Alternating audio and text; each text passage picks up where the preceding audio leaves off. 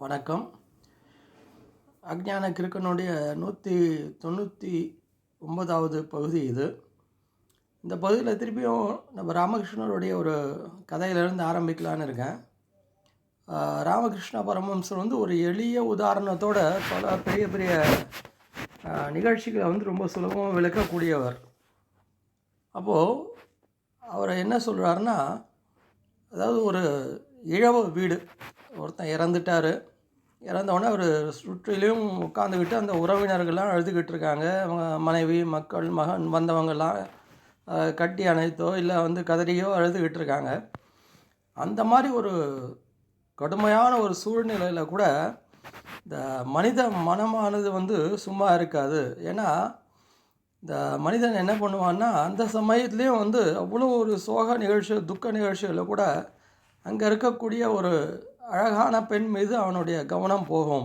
மனம் அந்த அளவுக்கு ஒரு சஞ்சலமானது.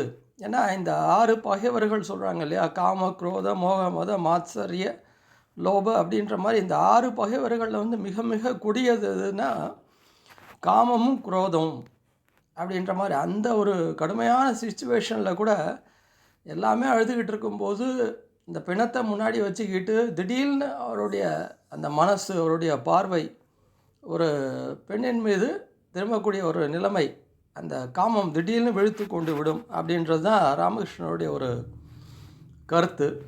இந்த கதை எனக்கு ஏன் ஞாபகத்துக்கு வந்ததுன்னா, சமீபத்தில் அந்த பெங்களூரில் நடந்த ஒரு நிகழ்ச்சி.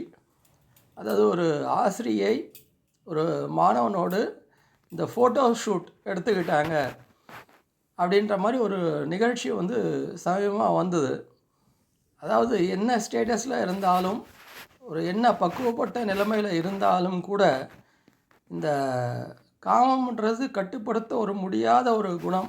அது நல்லா பக்குவப்பட்ட மனுஷனாக இருந்தாலும், படித்தவனாக இருந்தாலும் ஒரே நிமிஷத்தில் அது நம்மளை ஏமாற்றிடும் அப்படின்ற மாதிரி ஒரு நிகழ்ச்சி வந்தது. அது மாத்திரம் இல்லை, இந்த கையில் யூரின் பேக்கை வச்சுக்கிட்டு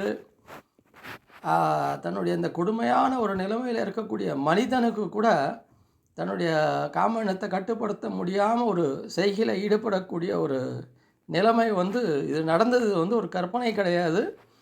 அவனுடைய அந்த கடுமையான கையில் ஒரு பேக், ஒரு அருவருக்கத்தக்க ஒரு நிலை அதில் கூட அவனால் அந்த உணர்ச்சியை அடக்க முடியல, காமத்தையும் குரோதத்தையும் அடக்க முடியாத ஒரு நிலை அப்படின்ற மாதிரி. இது மற்றவங்க கேலி பண்ணலாம், இல்லை என்ன இப்படி ஒரு மிருகமாக இருக்கானே, ஆனால் தனக்குன்னு வரும்போது அது நம்ம ஃபீல் பண்ணக்கூடிய ஒரு நிலைமை. ஏன்னா இது நம்ம பார்க்குறோம். இந்த விஸ்வாமித்திரர் அவ்வளோ பெரிய ஞானி, இருந்தாலும் அவரால் கூட அந்த இதை அடக்க முடியல அப்படின்ற ஒரு நிலைமை.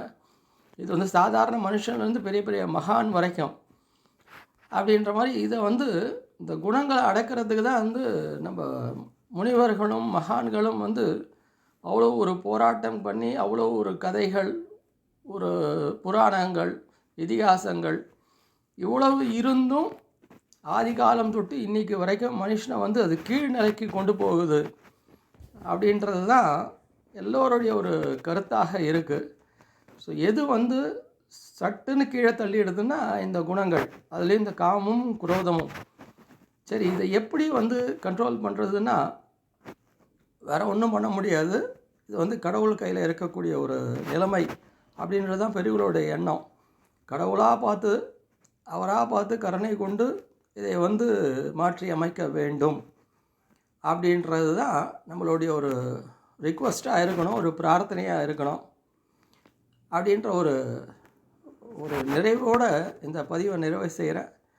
இதனால் ஏற்படக்கூடிய அந்த பாவங்கள், கடுமையான காரியங்கள் இல்லாமல் இந்த சொசைட்டியை காப்பாற்றுறதுக்கு அந்த கடவுள் தான் வழிகாட்ட வேண்டும் அப்படின்ற ஒரு கருத்தோடு இந்த பதவியை நிறைவு செய்கிறேன். மீண்டும் அடுத்த பதிவை உங்களை சந்திக்கிறேன். நன்றி, வணக்கம்.